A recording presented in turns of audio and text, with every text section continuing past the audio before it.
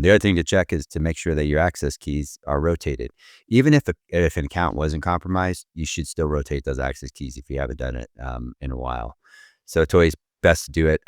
Somebody's have policies at 90 days, some do 45. So it just depends on what your policy stance is for your appetite for taking on that a risk. So always make sure that you rotate those keys on a compromise. Even if it wasn't a user, it's always good to do that.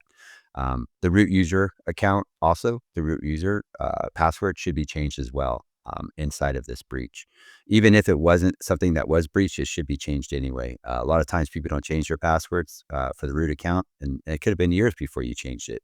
So chances are it's a good time to do it right now. You've just been compromised. You're putting things back together. That's one thing to knock out on your list. That's low hanging fruit that should have probably been done.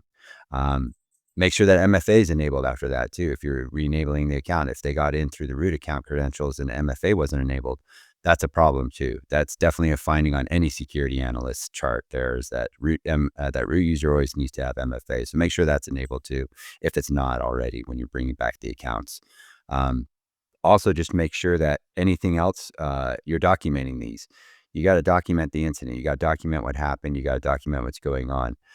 You also got to let AWS know some certain things too. Maybe somebody ran up a bill, like Sam was saying earlier. Somebody ran up a bill for $10,000 because they had a Bitcoin coining in Europe going on. Who knows? Something like that going on.